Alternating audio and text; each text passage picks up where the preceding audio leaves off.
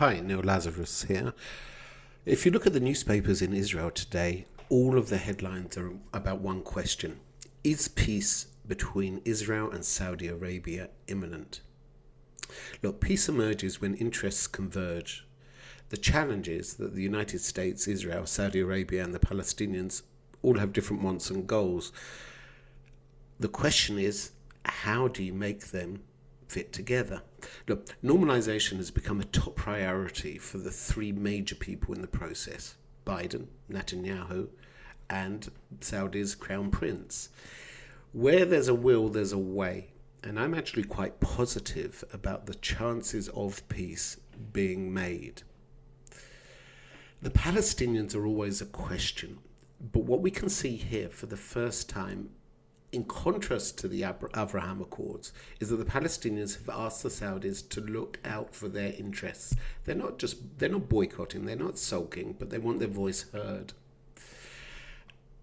Channel 12 News was reporting that Abu Mazen or Mahmoud Abbas had made concessions and said he wouldn't be demanding a full-blown Palestinian state, but something in between. If that's true, then it really would go forward to pushing the prospects of peace, even making it even better. Last week, Wednesday before Yom Kippur, Netanyahu finally met with President Biden. Interesting meeting. No, it wasn't in the White House. It wasn't with the fanfare. It was in a Manhattan hotel. They talked for about an hour, with Biden making Netanyahu wait 20 minutes. I think he got the message. Even though Netanyahu had also waited for that meeting for over 9 months, the meeting did take place, and Biden's approach was amicable. I mean, remember, Biden is a friend of Israel historically. I mean, they've got a relationship between Biden and Israel for over 40 years. When Biden says he would invite Netanyahu later to the White House at the end of the year, perhaps the hint is he would be invited to come to sign a peace agreement with Saudi Arabia. That's what is behind or between the sentences, or the what's really being said there. The Saudis and Israelis have different goals. Let's have a look. Through a deal with Saudi Arabia, Israel wants to meet three major goals. One, first of all, Iran. News coming in of an explosion this morning in an Iranian site developing weapons which could reach Israel. Israel is concerned that Iran is about to go nuclear. Two, that if there was peace with Saudi Arabia, it would be a game changer and conceivably put an end to the Arab-Israeli conflict, which has lasted over 100 years. It also would reconfirm that the Palestinians don't have a veto over the peace process. That, by the way, was, I think, the importance of the Abraham Accords. Also, getting more security help from the United States, whilst having the freedom to act how it would like vis-a-vis the Iranians. Netanyahu's campaign against Iran and stopping them getting nuclear weapons is probably his central playing card. He believes that only through a real fear of war and tough sanctions, the Iranians would step down. Now, again, as we know, the Americans are not willing to commit to that. The opposite, they are loosening the sanctions on Iran. Also, Iran is finding alternatives. The Chinese are willing and helping.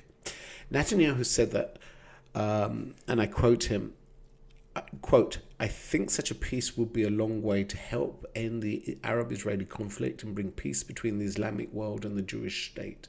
Certainly there's about 5 or 6 different countries which could come and sign a peace agreement if Saudi Arabia signs first.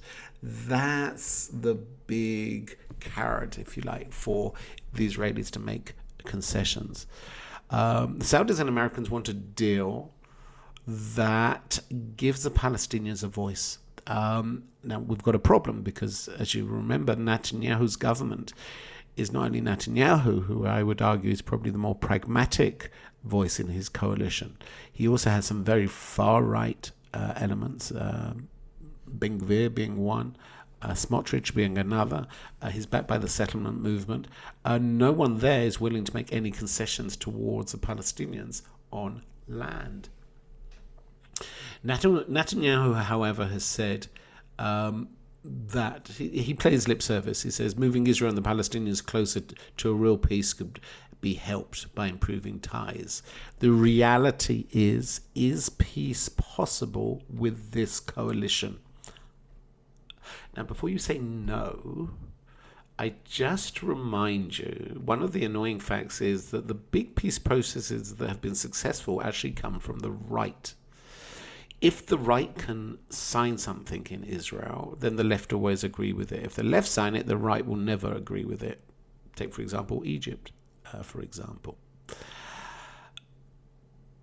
The Saudis are interested in American security guarantees in the form of a defense pact. They're also interested in the purchase of F-35 fighters. Now, again, they are in the front line against Iran. So they're very much willing to play the game to get those airplanes. But by the way, not only airplanes, I think more importantly is that they want the Americans to allow Saudi Arabia to achieve civil nuclear capability. Did you hear the sounds go off there? The alarm bells go off there? The Saudis want nuclear capability. Now, that's understandable because the Iranians are about to get it. And if you watch that Fox interview, that's exactly what they said. If they've got it, we need it. There's a problem, which is Israel has always followed what they call the Begin philosophy, which is we would be the only nuclear power, Israel, would be the only nuclear power in the region, but not admit to it. The problem with the Saudis becoming nuclear is it could actually trigger an arms race in the Middle East, a nuclear arms race. Wouldn't surprise me if the Saudis got it, the Egyptians would want nuclear capability. If the Egyptians got nuclear capability, probably the Turks would want it as well. Now let's go back to the Israeli concessions towards the Palestinians. The Saudis have always said, for us, quote, the Palestinian issue is very important. The question is whether it's going to be the spoiler. And I think there's a determined effort to somehow placate the Palestinians. What I've said, and I come back to, is this Israeli government capable of making those concessions? The most interesting element that we saw is not only the question of whether Saudis should go nuclear and the problem that we're seeing with that and the demands that the Saudis are saying, but also some of the demands that the Palestinians have been making. So, for example, a senior delegation acting on behalf of the Palestinian Authority Chairman Mahmoud Abbas recently visited Riyadh and outlined some of the things that they want. They're saying they want an immediate recognition of a Palestinian state. Is that the official line, or are they willing to compromise? Like I said earlier, we believe they may be willing to compromise on that. But some of the other points which have been listed could be very problematic for our Israeli right-wing government. One, transferring more areas of the West Bank to Palestinian Authority. In other words, increasing areas A, a commitment that East Jerusalem will be the capital of the future Palestinian state. That will go down well. 3, an Israeli commitment towards an eventual two-state solution. 4, the reopening of the PLO offices in Washington, D.C., previously closed by Trump, possible. Approving orderly payments for Palestinian prisoners without Israeli reductions. Now remember, we have that whole problem of Israeli prisoners getting money inside Israeli prisons, and that money is more the longer they are in the prison. So the more serious the crime, the longer they stay. It's what many people call, the kill and get paid policy. Reopening of Palestinian institutions in East Jerusalem. Anyone remember Orient House and all of that? By the way, most of these institutions exist just unofficially in East Jerusalem. We're also seeing a demand by the Palestinians that they would have a recognition, official recognition, and full representation at the United Nations on ambassador status.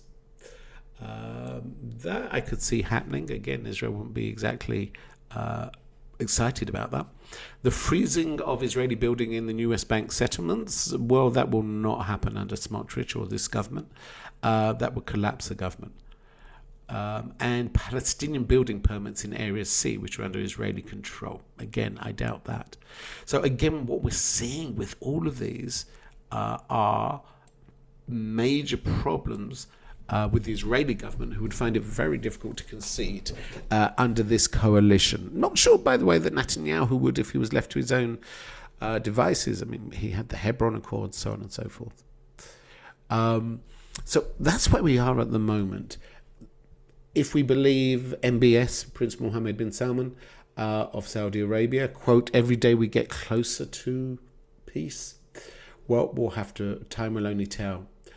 What is clear is this is a really hot story because we really are seeing, if this took place, a major change in the Middle East. Let me know what you think. And if you've got any questions, just drop me a line and write your comments. Look forward to hearing from you.